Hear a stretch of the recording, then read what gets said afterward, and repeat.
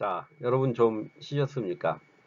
두 번째 시간이죠. 오늘 1강 두 번째 시간인데 오늘 두 번째 시간에는 한국 문학의 영역 해가지고 한국 문학의 범주를 어디까지 볼 것인지에 대한 총론 형태의 전반적 이야기들을 좀 해볼까 합니다. 그래서 이 앞 시간에 첫 시간인데 1강인데도 불구하고 40분 넘게 제가 그 강의 계획서를 설명하다 보니까 여러분들 많이 지치셨을 건데 이번 시간에는 좀 짧게 간단히 그러니까 총론 형태의 한국 문화에 대한 이야기를 좀 해보고 수업을 마치면서 여러분들이 1강은 끝내는 것으로 그렇게 하도록 하겠습니다. 여러분들도 처음부터 너무 세게 다가려 버리면 힘드실 거니까 이번 시간에는 원래 첫 주에 오리엔테이션은 간단하게 끝내는 것이 통례지 않습니까? 그런 의미에서 이번 시간에 좀 간단히 이야기를 해보도록 하겠습니다.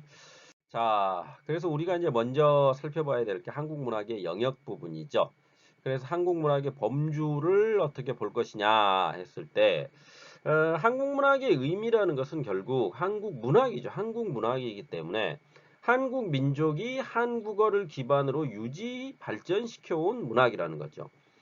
그러니까 한국 민족이 발전시켜온 문학이 한국 문학이다. 뭐 너무 일반적인 이야기고 단순화된 이야기지만 이게 가장 원론적 이야기이면서 가장 정답이죠. 한국 문학이 뭐야? 한국인들이 발전시킨 문학이야. 이렇게 되는 거죠. 그래서 한국 문학의 창조적 주체로서의 한국 민족은 그럼 어떠하느냐? 한국 문학의 창조적 주체, 그러니까 한국 문학을 누가 만드느냐 했을 때 한국어를 기반으로 한국인들이 만든 거죠, 주로. 그렇기 때문에 여기서 이제 제가 주로라고 말씀드리는 것은 지금 현재 사회 자체가 다문화 사회이고 다변화 사회가 되다 보니까 한국 문학 안에 그러면은 외국인들이 어떤 그러니까 한국 민족이라는 범주를 어디까지 설정해 놓을 것이냐도 있죠. 이를테면 기와 외국인을 한국인으로 볼 것이냐. 기와 외국은 당연히 한국인이죠. 그렇다면 그들이 사용하는 언어는 역시 한국어여야 된다라는 거죠. 그러면 한국 문학이라는 것도 역시 그 범주 안에서 이야기되어져야 하긴 하지만 그런 면에서 본다면 한민족이라고 하지만 한민족이라는 범주, 그러니까 한국 민족이라는 범주가 과거와는 달리 우리가 이제 과거에는 한민족 하면은 뭡니까? 단일 민족으로서 어떠한 그 한민족의 정통성을 가지고 있는 단군 조선 시대부터 끌어올라가 가지고 막 이야기를 시작하지 않습니까? 그런데 이제 시대가 지금 변화하면서 지금 현재 시대에서 어떠한 그 단일 민족 국가로서 한민족의 어떤 정체성이라든지 단일 민족 국가이다라는 것은 점점 희미해져 가고 있는 상황이죠. 그러니까 우리가 그러한 희미해져 가고 있는 상황 하에서 우리가 민족 이데올로기를 어떤 식으로 수용하고 받아들여야 되느냐, 이런 문제가 생기게 된다는 겁니다. 그런 면에서 봤을 때 한국 문화의 어떠한 창조, 그러니까 문학을 창조하는 주체로서 한국 민족은 그러면 뭐냐 그랬을 때 먼저 우리가 좀 전에 제가 말씀드렸듯이 어떤 단군 조선 이야기부터 시작이 됐죠. 그러니까 한국 민족이 뭐냐, 한민족이 뭐냐 그랬을 때 우리는 고조선, 단군 조선부터 시작하지 않습니까? 그러면 고조선의 어떤 단군 조선이라는 것은 신화죠, 신화. 단군 신화라는 게 있죠. 신화의 형태로서 삼국유사에 처음 이제 단군 조선, 고조선에 대한 이야기가 등장하기 시작하죠. 삼국사기에는 고조선에 대한 이야기가 없었지 않습니까? 그런데 기이편에 보면 삼국유사의 기이편이죠. 이상한 이야기들이 이제 기발하고 이상한 이야기들을 모아놓았던 그 기이편에 이제 단군 신화에 대한 이야기가 나오기 시작하고 그게 바로 고조선 그 다음에 단군 조선의 이야기가 나오게 되는 거죠. 거기에서 이제 우리 한국의 어떤 뿌리를 이야기하고 있지 않습니까? 그럼 한민족의 뿌리라는 것이 그런 그 단군조선이라는 우리가 그냥 흔히 이제 5천년 역사, 반만년 역사다라고 이야기를 하고 있는 것도 다 뭐냐면 그 단군조선의 뿌리로부터 출발한 역사라는 그 역사적 관점 하에서 본다면 현재의 관점에서 고조선은 우리의 뿌리로서 시작으로서 출발점을 하고 있다라는 것은 대한민국에 거주하고 있는 누구나 다 이해하고 받아들이는 거죠. 그래서 이 고조선이라는 나라 안에서 그러니까 중앙아시아에서 동쪽으로 이동해온 민족이죠. 민족적 어떤 그 특성들을 살펴본다면. 그래서 이 중앙아시아에서 동쪽으로 이동한 동이족이 일종의 만주 지역과 한반도에 정착을 하면서 세워진 국가가 고조선이고 그 고조선이 어떠한 이후에 한나라의 후인 기자조선을 거치고 그 이후에 삼국으로 그러니까 삼국으로 그러니까 고구려 백제 신라의 형태로서 어떤 삼국의 형태로서 국가로서 존재하게 되면서 비로소 이제 본격적인 이 현재의 대한민국인 한민족의 역사라는 것이 시작되게 된 것이죠. 그렇다면 한국 민족의 기원이 이러하다. 이건 뭐 여러분들이 너무나 잘 알고 있는 건데 제가 그냥 너무 구체적으로 설명했나요? 아무튼 뭐 이건 뭐 다 알고 있는 내용들이죠. 근데 이제 외국인들도 있고 이러니까요. 한반도 시대의 그래서 변천이라는 것은 고조선을 거쳐서 삼국시대, 그 다음에 남북국 시대라 그러죠. 통일신라 시대, 과거에는 이제 통일신라 시대라고 했는데 이 발해라는 나라를 어떤 한국의 역사 안에서 인정해야 하는 거기 때문에 통일신라라고 해버리면 발해를 인정 안 하는 꼴이 돼버리기 때문에 지금 이제 남북국 시대라고 보통 일반적으로 이야기를 하고 있죠.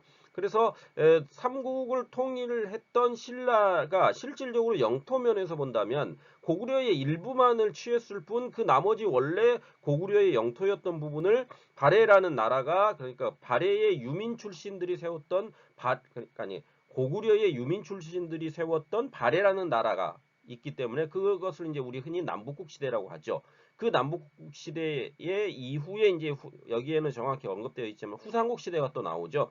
그래서 후백제 후고구려 시대가 왔다가 고구려 고려 시대로 넘어오게 되는 거죠. 태조 왕건에 의해서. 그리고 나서 그게 조선 시대를 지나서 대한민국에 이르는 그러한 한반도의 어떤 시대적 변천을 읽어낼 수가 있을 겁니다. 그렇다면 뭐 이런 얘기는 너무 뻔한 이야기들이니까 여러분들이 뭐 크게 뭐 그런가 보다라고 그냥 이해하고 가시면 될 겁니다. 한국 문학의 어떤 표현 주체로서 그럼 한국어는 우리가 어떻게 규정해야 되느냐 했을 때 문자를 가지기 이전에는 구비문학 형태로 전승되었다는 겁니다. 구비문학이라는 것이 뭡니까? 입에서 입으로 전달되고 전해진다라는 거죠. 그러면 입에서 입으로 전해지는 구비문학의 형태로 전승되어 내려오다가 그게 문자를 가지기 이전이죠. 그러다가 중국의 한자를 차용했죠. 그래서 중국의 사상과 문물을 적극 수용하면서 한국의 어떤 한문학이 발전하게 되는 거죠. 그래서 그것을 우리나라에서 그러니까 한자의 어떤 음과 훈을 빌려가지고 이제 이두문자 같은 걸 만들어내지 않습니까? 그런 이두문자를 만들어가지고 그걸 사용하기도 하고 혹은 한글을 그러니까 실제로 이런 게 있죠. 현재 우리가 사용하고 있는 한국 안에서의 한자라는 것의 음과 훈이라는 것들이 실제로 중국에서 사용하고 있는 어떤 한자의 음과 훈과 차이가 나는 경우도 있고 이럽니다. 그것은 어떤 독특한 한국만의 어떤 한자 문화가 발달되어 있던 측면도 있는 겁니다. 어떤 면으로 본다면. 그래서 중국에서 한자를 차용해서 들어오면서 비로소 중국의 문화들이 우리 한국에 막대한 영향을 끼치게 되죠. 한자 문화권이었기 때문에 그래서 우리가 이제 흔히 동아시아 쪽을 한자 문화권이라 그러지 않습니까? 그럼 한자 문화권 안에 드는 나라로 중국, 그 다음에 한국, 일본 이런 식으로 이야기를 하죠. 그래서 그 세 나라가 한자 문화권에 속해 있는 나라라고 볼 수가 있는 겁니다. 그러니까 우리가 실제적으로 대한민국이라는 나라에 머물고 있긴 하지만 역사 안에서 본다면 한자의 영향하에 놓여 있던 것은 사실이죠. 그리고 그걸 부인할 수는 없는 겁니다. 그런데 15세기 이제 비로소 1443년에 세종대왕이 훈민정음을 창제한 이후에 한국 문학이라는 것이 결국 한문학과 국문문학이 병행된 형태로 나타나게 되는 거죠. 그러니까 한문학, 그 다음에 국문문학. 그런데 이제 이 당시 어떠한 그 국문학이라는 것은 실질적으로 천시받았죠. 그래서 그런데 이제 한글 창제의 의미는 위대한 겁니다. 그러니까 어떠한 한 국가가 문자를 가지게 된다라는 것. 그러니까 과거 역사 안에서 본다면 이 문자를 가지고 문자를 활용하고 문자를 사용할 수 있다라는 것은 권력자들이 하는 것이었습니다. 권력자가 아닌 사람들은 문자를 가질 수도 없고 그걸 사용할 수도 없는 겁니다. 그러니까 우리가 가만히 생각해 보십시오. 이 삼국시대와 고려 시대 조선시대 그러니까 한글이 만들어지기 이전까지 그러니까 한글 창제에 어떤 면으로 본다면 한글 창제에 반대했던 성리학자들이 엄청나게 많았지 않습니까? 그러니까 세종대왕의 절친이었던 최만리마저도 막 상소문을 올리면서 적극적으로 반대를 하죠. 그럼 왜 반대를 했겠습니까? 그들이 반대했던 이유는 바로 단순합니다. 바로 뭡니까? 권력을 나눠줄 수는 없다라는 겁니다. 왜? 문자라는 것이 권력이었기 때문에요. 그 당시. 그러니까 권력이 곧 문자였기 때문에 문자를 사용한다는 것은 그러니까 문자를 통해 가지고 내가 가지고 있는 생각이나 사고를 표현해 낸다는 것은 지식인만이 할 수 있는 것이었고 그 지식인이라는 것은 그 당대의 권력을 의미하는 거죠. 그렇기 때문에 성리학도들이 반대를 했던 것은 그 권력을 나눠주기 싫었다는 겁니다. 그런 면에서 한글 창제라는 것이 위대하다는 거죠. 권력을 누구에게? 국민에게 나누어 준 게 바로 세종대왕이기 때문이죠. 그런 의미에서 세종을 갖다가 대왕이라는 칭호를 붙일 수 있는 겁니다. 결국 문자라는 권력을 일반 대중들에게 나누어 줌으로써 일반 대중들 역시 문자를 사용해 가지고 그 문자를 가지고 자신의 어떤 의사 표현을 할 수 있게 만들어 놓은 것. 그게 위대한 거죠. 그런 의미에서 어떤 한국 문학의 발전도 역시 이 한글 창제 이후에 더 많이 되게 되는 거죠. 왜 그렇습니까? 그렇죠. 거기에 바로 이제 우리가 흔히 얘기하는 여류 시인, 시조 시인들이 막 등장하기 시작하지 않습니까? 물론 이제 기생들도 있기는 하지만 황진이를 뭐 비롯한 기생들이 그 주류였다고 하지만 허난설원과 같은 여성 문인들도 등장을 하게 되는 거죠. 그것은 바로 한글 창제가 가져온 어떤 면에서 보면은 수혜라고 볼 수도 있는 겁니다. 여성들이 그러니까 조선시대만 해도 여성들이 어떤 정치에 발을 들인다거나 어떤 발언권이라는 게 거의 없었지 않습니까? 그런데 그 발언권을 가져다 준 게 어떤 면에서 보면 한글이었기 때문에 그걸 통해서 문학적인 소양을 갖다 드러내고 그걸 통해서 어떠한 시조라는 어떤 문학의 한 장르를 창작해내고 이러한 것들이 한국 문학의 발전에 하나의 역할을 수행했다. 이렇게 볼 수가 있을 겁니다. 다음으로 이제 19세기 후반에 오게 되면 한국어로 단일 언어 문자를 기반으로 한 국문 문학이 탄생하게 되는 거죠. 비로소 19세기 후반에. 그래서 이제 비로소 이제 우리가 지금 현재 여러분들이 뭐 잘 알고 있는 국문학이 이제 이 시기에 오게 되면 어떤 면에서 보면 이제 확정이 되는 것이고 그 확정을 통해서 지금 현재의 우리 국문학이라는 것은 한자가 그러니까 우리가 사용되는 데 있어서 활용되는 데 있어서 실질적으로 우리가 쓰고 있는 이 한글의 의미들을 살펴보면 한자가 상당히 많이 있죠. 실질적으로 우리가 활용하고 있는 그 실생활에 활용하고 있는 어휘들 안에서도 그러함에도 불구하고 글을 표현하는 것은 다 한글로 하고 있지 않습니까? 한자로 하지 않고.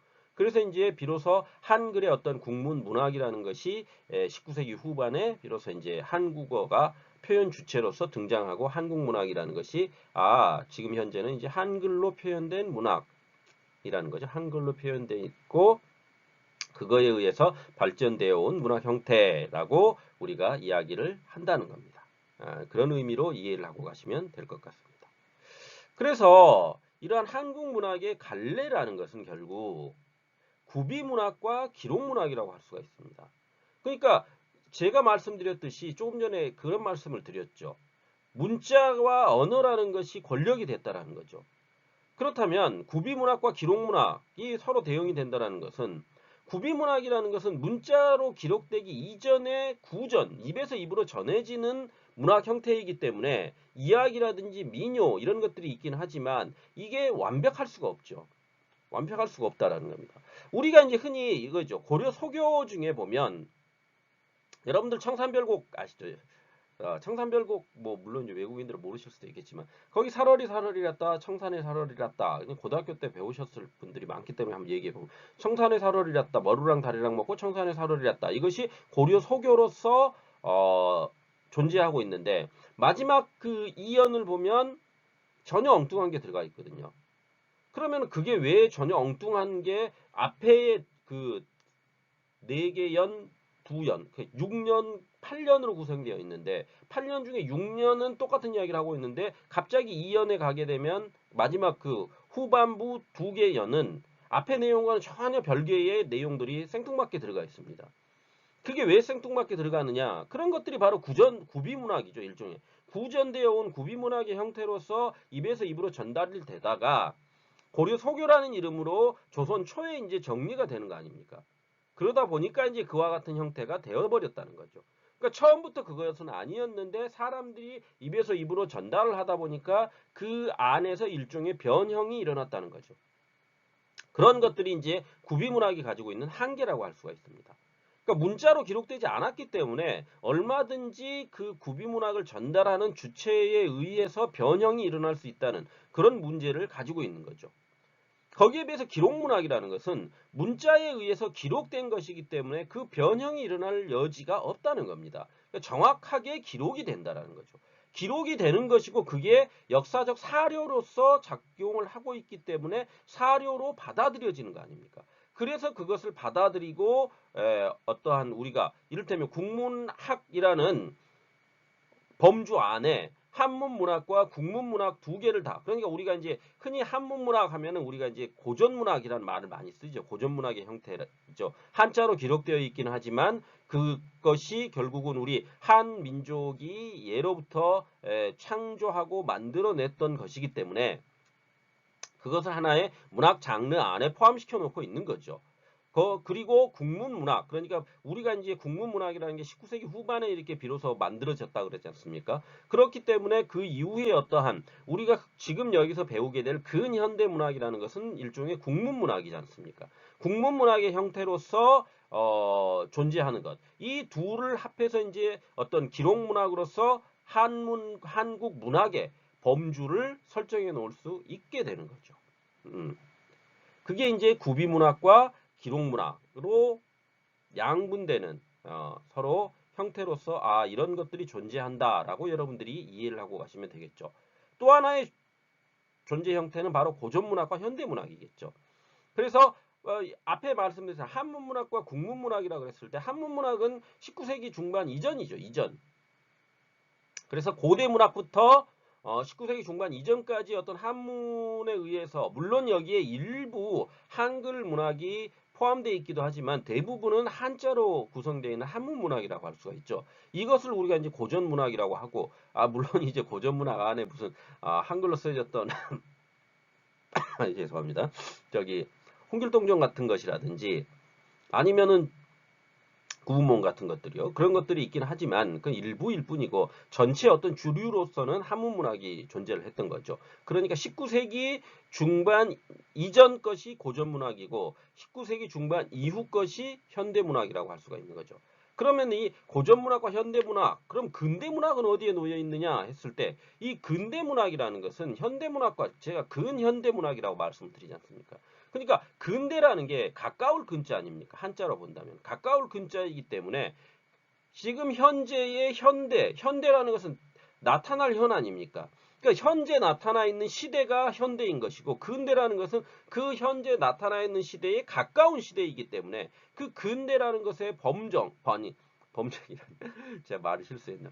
그 범주를 어떻게 설정한 것인가 했을 때 우리는 보통 이제 근현대 문학을 아까 말씀드린 뭐 가보경장 그러니까 우리가 이제 조선 후기에 오게 되면 가보공장 이후를 어떤 신문물이 들어오면서 새로운 어떤 신문화가 유입되는 그 시발점으로 놓고 있지 않습니까? 그래서 이제 그런 정도, 물론 이제 그 시기를 영정조까지 끌어올리는 그러니까 한 국문학의 어떤 현대문학적, 근대문학적 요소들이 이미 영정조 시대부터 나타났다. 뭐 그 대표적인 게 이제 사설시조의 등장이다. 이렇게 말씀하시는 분도 있긴 하지만 우리가 지금 보통 일반적으로 통용하고 있는 일반적으로 이해하고 통용시키고 말하고 있는 것들은 대부분이 뭡니까? 이제 가보경장 이후에 어떤 신문물의 유입과 더불어서 근대 문물이 유입이 되고 그 근대 문물이 유입되면서 근대 문학이라는 것도 역시 하나의 문화의 한 형태로서 들어오게 되는 것이고 그게 이제 우리나라에 정착을 하게 되면서 근대 문학이 되는 것이고 그 근대 문학이 시간이 흘러가면서 현재의 현대 문학까지 이르게 됐다는 거죠. 그렇다면 여기서 고대 문학, 고전 문학과 현대 문학이라고 양분을 하고 있는 것은 그 중간에 근대 문학이라고 하면은 그 근대 문학이라는 범주 설정이 모호하기 때문에 대립 개념으로서 고전 문학과 현대 문학 이렇게 놓고 이야기를 하게 된다는 겁니다. 이해하시겠습니까? 그런 의미에서 한국 문학의 갈래를 구비문학과 기록문학, 그 다음에 고전문학과 현대문학으로 나누어 볼 수가 있을 겁니다.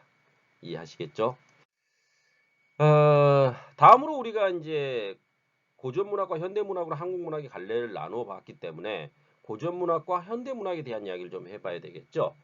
그래서 이 고전문학이라는 것은 결국 한국 문학에 있어서 초기 성립 단계부터 19세기 중반 이전까지의 어떤 봉건적 사회제도와 인습이 지배하던 시대에 형성 발전되어 온 문학 형태라고 할 수가 있죠. 그러니까 19세기 중반 이전의 어떤 문학 형태를 고전문학 이렇게 되어 있죠. 그런데 이 고전문학이 횡행하던 시대라는 것은 결국 봉건적 사회제도의 인습이 뿌리 깊었던 시대라고 볼 수가 있죠. 봉건적 사회제도 인습이 지배하던 시대이기 때문에 이 시기에 어떠한 창작되었던 내용이라는 것도 역시 봉건적 그런 사회제도에 근거해서 창작이 될 수밖에 없었던 겁니다. 그래서 실질적으로 고전문학의 어떠한 창작 주체를 보면 주로 뭡니까? 양반 계층들이거나 뭡니까? 지도부 계층들이었죠. 지도부 계층들이 어떤 문학을 갖다 창작해냈죠. 그 문학의 창작이라는 것이 이런 거죠. 그러니까 누가 그러면 문학을 창작할 것이냐 했을 때 일반 백성들은 창작하기가 쉽지가 않죠. 왜? 그렇습니다. 문학이라는 것은 일종의 그러니까 의식주를 해결하기도 바쁜 일반인들에게는 일반 백성들에게는 어떤 면에서 보면 여유의 여유로울 때 음풍농월식으로 해대는 그런 지배계층들의 놀이와 같은 것들이었죠. 놀이와 같은 것들이죠. 그래서 그들에게 어떤 문학적 창작 욕구가 없는 것은 아니었지만 그들이 문학적 창작을 하기에는 일단 그 한글이 창제되기 이전까지는 어떻습니까? 단절되어 있었죠. 글자라는 것 자체를 지배층들만이 가지고 있었기 때문에 그들에 의해서 주로 창작이 될 수밖에 없었던 것이고요. 지배층 이후에 이제 아니 한글 창제 이후에 이제 그러면은 피지배계층인 일반 대중들이 어떤 문학 창작의 주체로서 작동을 할 수 있었느냐 고전문학 안에서 그건 아니라는 거죠. 그거는 왜? 그렇죠. 바로 의식주 해결하기도 바빴기 때문에 그렇다는 거죠. 일종의. 그리고 그것을 기록하는 그 기록들이라는 게 실제로 어떤 지배계층이라든지 혹은 사대부 계층이 아니면은 일반 백성들이 그거를 글로 기록해 가지고 남겨서 누군가에 전달해 준다라는 것은 어려웠던 일이라는 겁니다. 물론 이제 그런 것들은 있죠. 그러니까 우리가 이제 조선 후기에 어떠한 그 사설시조와 같은 것들이 일반 민중들이 많이 참여를 했다라는 면에서 어떤 근대문학적 성격을 가지게 됐다라는 이야기를 하게 되는 것도 그런 면입니다. 그러니까 그 전까지 어떤 고전문학의 어떤 창작 주체라는 것은 실질적으로 지배계층이었던 이들일 수밖에 없었던 것이고 그들이 주를 이루었기 때문에 어떤 그들만의 문학이었다면 비로소 이제 고전문학 이후에 현대문학에 오게 되면서 그 창작층이 두터워졌다는 거죠. 물론 지금도 어떤 창작의 주체가 누구인가 했을 때 창작층이 뭐 일반 대중들에게까지 확대되었다라고 하지만 우리가 흔히 이제 작가라고 일컫는 이들, 작가라고 명명되어진 사람들은 그렇게 다수의 사람들은 아니라는 거죠. 그런 면에서 본다면 아직까지도 어떤 창작 주체들의 범위라는 것은 물론 일반화되고 누구나 다 문학을 창작할 수 있다라고 되어 있지만 그러함에도 불구하고 어떠한 어떤 문학적 성과라든지 그 내면에 내재되어 있는 세계관 같은 걸 갖다가 문학 작품으로서 인정받으려면 그러한 것들의 범주라는 것은 아직까지도 좀 협소하다 이런 것은 우리가 인정하고 가야 되지 않는가 이런 생각이 듭니다. 그래서 이제 고전문학의 그러면 사상적 배경은 무엇이냐 그랬을 때 불교와 유교죠. 그러니까 불교와 유교일 수밖에 없었던 것은 바로 고려 시대까지는 불교가 핵심이었지 않습니까? 모든 그 문화의 핵심이 불교였기 때문에 불교를 중심으로 사회가 돌아갔었고요. 그렇기 때문에 그 문학이라는 것 안에 내재되어 있는 그 어떠한 창작의 의미라든지 세계관이라는 게 다 불교적인 색채가 짙을 수밖에 없었던 겁니다. 물론 이제 거기에서 관료들 같은 경우에는 유학적인 것들을 받아들여 가지고 유교적인 창작품을 만들어내기도 했죠. 그래서 유교 플러스 불교라고 이야기를 하는 겁니다. 그래서 이제 고전 문학의 대상이라는 것은 인간 세계와 신성 세계, 그래서 인간과 자연의 상호성을 바탕으로 한 조화를 추구한다는 거죠. 결국 신화적 세계관이라고 하는데 우리가 이제 이런 거 얘기하지 않습니까? 죄송합니다. 무라일체라는 말을 하죠. 무라일체. 무라일체가 뭡니까? 사물과 내가 일체 하나가 된다라는 거죠. 그러니까 우리가 보통 이제 흔히 어떤 조선시대 선비들의 어떠한 창작의 핵심이 뭐냐 그랬을 때 무라일체 사상이라는 걸 이야기를 하지 않습니까? 물론 이제 뭐 임금을 위한 충의 이야기도 있겠지만 대부분 뭐냐면은 자연의 아름다움을 이야기하고 자연 안에서 인간이 어떻게 살아갈 것인가를 갖다 이야기하는 거죠. 그러니까 그 문학의 사상적 배경이 불교, 유교도 있지만 도교도 있지 않습니까? 그래서 우리가 유불선 사상이라는 말을 하잖아요. 그럼 유불선 사상이라고 했을 때 도교의 핵심이 바로 뭡니까? 자연 아닙니까? 자연으로 돌아가자 아닙니까? 그러니까 결국 이 유교, 불교, 선교, 도교가 합해져 가지고 우리나라 고전문학이라는 것 안의 핵심은 결국 인간과 자연의 조화. 그러니까 세상이라는 것이 조화로움을 통해서 만들어진다라는 그러한 내용을 바탕으로 하고 전체 그게 주제였다라는 거죠. 그런 신화적 세계관의 주제를 가지고 세상을 바라봤다. 이렇게 볼 수가 있는 겁니다. 그래서 고전문학의 창작의 기원으로서의 어떤 구비문학이라는 것은 다수의 하층민들이 결국 구비문학이라는 게 입에서 입으로 전달되는 거기 때문에 전승 방식으로 썼던 집단성과 향유성, 개방성, 그 다음에 유동성이 작동하고 있죠. 그런데 이게 이제 기록문학화 되면서 그런 하층민들의 전승 방식에 의해서 구비문학으로 전승되어 내려온 것이 이를테면 여러분들 구지가 같은 것도 구지가가 노동요지 않습니까? 그 노동요를 부를 때 어떻게 합니까? 일하면서 부르잖아요. 그럼 일하면서 그걸 불렀던 것은 입에서 입으로 계속 전달되어 내려온 거 아닙니까? 그런데 그게 기록문학으로 구지가라는 형태로 기록이 되면서 그 구지가에 대한 해석이 분분하지요. 기록이 됐기 때문에요. 그 전까지는 뭡니까? 그것이 무엇인지에 대한 어떤 해석의 다양성을 이야기할 필요가 없었죠. 왜? 입에서 입으로 전달되는데 바빴으니까요. 그게 구비문학이 가지고 있는 특성이었기 때문에요. 그러한 면에서 본다면 고전문학이 이제 비로소 기록문학으로서 구비문학을 기록하기 시작하면서 고전문학의 중심 축으로서 한문학이 작동할 수밖에 없었다는 거죠. 왜? 바로 지배계층의 향유 언어이기 때문에 그렇다는 겁니다. 지배계층이 향유했던 언어이기 때문에 그들이 가지고 있던 어떤 삶의 가치와 이념을 대변하는 것이 바로 고전문학의 어떠한 한문학이 가지고 있었던 특성이었고 한문학을 해야지만이 뭘 하는 겁니까? 그렇죠. 우리가 흔히 얘기하는 지배층으로서의 어떤 위상을 제대로 펼쳐낸다라는 말들을 들었기 때문에 한문학을 한다는 것이 바로 뭡니까? 내가 지배층이네라고 하고 있는 것을 드러내는 거기 때문에 그 중심에 한문학이 있을 수밖에 없었다는 겁니다. 그러자 함에도 불구하고 이 한문학을 벗어나고자 했던 어떠한 움직임들도 있었죠. 그 부분들이 이제 바로 향찰과 향가 같은 것들이죠. 그래서 신라시대의 한자의 음과 혼을 빌어가지고 어떤 한국어를 표기하는 향찰 문자를 창안했고요.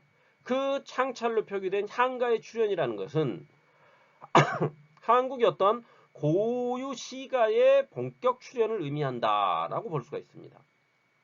왜요? 그렇죠. 한자라는 것은 중국에서 차용되어 온 거죠. 빌려온 거죠, 우리가. 그렇기 때문에 한국 고유의 것이 아니었습니다. 어변으로 본다면. 그러니까 한민족 고유의 것이 아니었기 때문에 그 한자에 의해서 창작되어졌던 것들도 역시 한국 고유의 색채를 띈다고 보기가 어려웠던 측면이 있었던 것도 사실이죠. 그런데 그거를 비로소 향찰과 향가라는 걸 통해서 창작해 내므로써 한국화했다라는 거죠. 한국화. 한국화했기 때문에 그것이 비로소 이제 뭡니까? 한국 문학으로서의 의미를 지니게 된다. 이렇게 볼 수 있다는 겁니다. 그래서 이제 이러한 것들이 고려시대에 오게 되면 경기체가, 가전문학, 그 다음에 고려가요 이런 형태로 다양하게 나타나게 된다는 거죠. 그래서 경기체가는 4대 부층의 어떤 향유했던 한문학의 어떤 대표적인 형태로서 그렇게 존재했던 거고요. 가전문학이라는 것은 사물을 의인화하는 형태로서 가전문학이죠. 그러니까 그 우리가 뭐 여러분들이 고등학교 때 배웠던 부분들 있지 않습니까? 가전문학. 그러니까 그 민간에 전달되어 오던 이야기들을 그 가전체라고 하죠. 그 돌아다니면서 그 관리들, 학급 관리들이 정리를 했죠.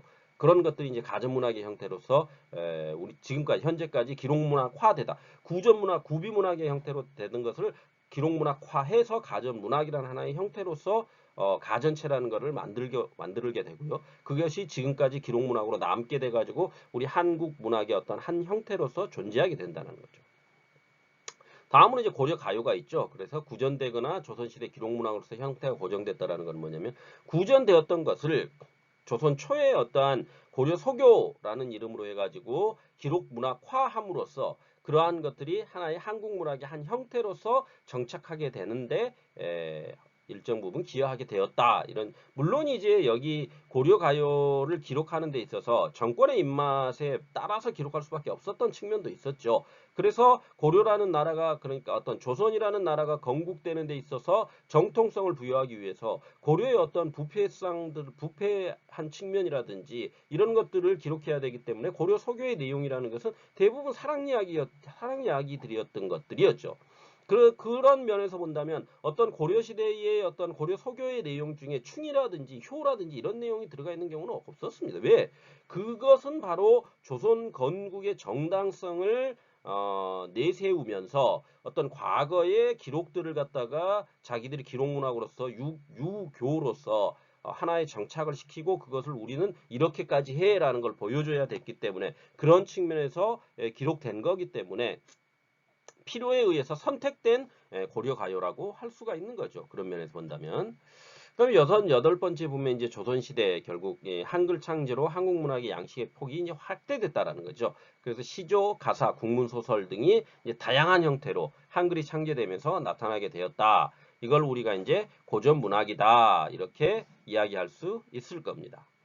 다음으로 이제 여러분과 함께 살펴볼 건 이제 한국의 현대문학이죠. 이와 같은 그러니까 19세기 중반 이전의 문학 형태로서 고전 문학이 존재했다면 현대문학이라는 것은 결국 근대화죠. 근대화. 한국 사회의 근대화 과정을 배경으로 해서 성립된 거라는 거죠.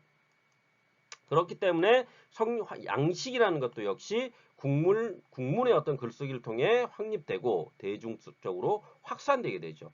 개방성을 가지게 됐다는 겁니다. 널리 퍼뜨려졌다라는 거죠. 그러니까 국문문학 이전에 그러니까 우리가 고전문학이라는 것은 향유 계층이라는 게 한정되어 있지 않습니까? 지배계층들만을 위한 어떤 문학 형태였다면 현대 문학이라는 것으로 변모돼 가지고 근대의 문학이라는 게 태동하게 되면서 향유 계층이 개방성을 가지고 대중으로 확산되게 됩니다. 그러니까 누구나 다 읽을 수 있게 된다는 거죠. 누구나 다 읽을 수 있게 된다는 것의 가장 핵심은 바로 한글이었죠. 한글. 그런 것들이 대중성을 강화시켜 주었고요. 더불어서 신문 잡지들이 등장하게 되니까 어떤 개화기의 어떤 계몽의 핵심으로서 신문과 잡지들이 계속적으로 발간되고 그걸 통해서 어떤 민중들을 개화시키고 계몽시켜야 한다라는 생각들이 널리 퍼지게 되면서 문학 창작 역시 활발하게 일어났다. 이런 것들이 어떤 한국의 현대문학의 발전을 가져오고 그 폭을 넓히는데 기여했다라고 볼 수가 있습니다. 더불어서 이제 어떤 식민지 문화의 형성이라는 측면을 또 읽어낼 수가 있죠. 그러니까 일제 침략으로 인한 식민지 시기 어떤 모방과 굴종이라는 것은 또 한편으로는 뭐냐면 창조와 저항의 양가적 속성을 드러내고 있다는 거죠. 그러니까 식민지 시대에는 그것에 순응하면서 살았던 인물들이 있는 반면에 그거에 항거하면서 살았던 인물들이 있을 겁니다. 그러면 순응과 항거라는 양 집단 사이에서 창작되어 왔던 어떠한 작품들이라는 것도 역시 서로 대립각을 세우면서 존재할 수밖에 없었던 것이고, 이러한 것들을 우리가 현재의 측면에서 바라볼 때 한국 문학 안에서 어떻게 바라봐야 하느냐, 이런 것들을 생각해 보자는 겁니다. 이번 학기를 통해서요. 알겠죠? 다음으로 우리가 생각해 봐야 될 건 계급문학이죠. 프로레타리아죠. 프로레타리아. 그래서 1919년에 3.1운동 이후에 이제 어떤 식민 현실에 대한 계급적 모순을 극복하기 위해서 조선 프로레타리아 예술가 동맹을 중심으로 해가지고 계급문학이 등장하게 되지 않습니까? 그래서 카프라고 우리가 흔히 명명되어지는 그 집단에 의해서 계급문학이 만들어지고, 그러니까 이 카프라는 집단은 어떤 면에서 본다면 이데올로기를 통해서 정치 집단화된 어떤 문학의 어떤 최초의 단체라고 볼 수가 있는 거죠. 그러니까 문학 단체로서 이들이 정치적 성향을 띄었고 색깔을 띄었고 계급 문학이라는 것을 하게 되었고요. 그것이 어떠한 단체적 특성을 지니다 보니까 목적 문학적 측면을 가지고 있게 되는 겁니다. 그런 목적 문학적 측면을 가지게 됨으로써 이들의 방향성이라는 것도 정해져 있었고, 그 정해진 방향성 안에서 작품의 완성도를 높이기 위해서 이들이 어떤 식으로 노력했던가, 이런 것들을 이번 학기에 역시 다뤄볼게 될 겁니다. 다음으로 이제 우리가 살펴봐야 될 건 모더니즘이죠. 모더니즘. 그래서 1935년 카프의 어떤 해체가 일어나죠. 이 카프의 해체, 1925년에 카프가 결성돼서 1935년에 해체가 일어나게 되는데요. 이때 이제 그 카프의 해체 이후에 어떤 계급 문학 위주의 어떤 그 목적 문학이 해체되면서 이후에는 이제 물론 이제 목적 문학이 그 이후에 창작이 안 됐던 건 아니지만은 그 이후에 어떠한 그 다양성의 측면에서 개인 정서에 기초한 문학 작품들이 나타나게 된다는 겁니다. 그게 한 형태로서 모더니즘이 물론 이제 그 전에 김기림을 바탕으로 한 모더니즘이 있었던 것이 사실이지만 실질적으로 이제 이 이후에 이제 그것이 본격적으로 어떤 문학의 한 형태로서 자리하게 된다는 거죠. 이건 역시 우리가 살펴보게 될 겁니다. 이번 학기에. 다음으로 이제 우리가 살펴볼 게 이제 한국 해방과 한국 전쟁이죠. 그래서 해방 후에 어떠한 민족문화 건설을 위한 노력이 이제 시도되는데 결국 그게 한국 전쟁으로 인해 가지고 이념적 분열이 일어나고요. 그 이념적 분열에 의해서 문학계의 어떤 총체성 획득이라는 것이 불가능해진 상황 하에서 작가들은 어떤 식으로 시대에 대응했는가, 이런 부분들을 이번 학기에도 역시 다뤄보게 될 겁니다.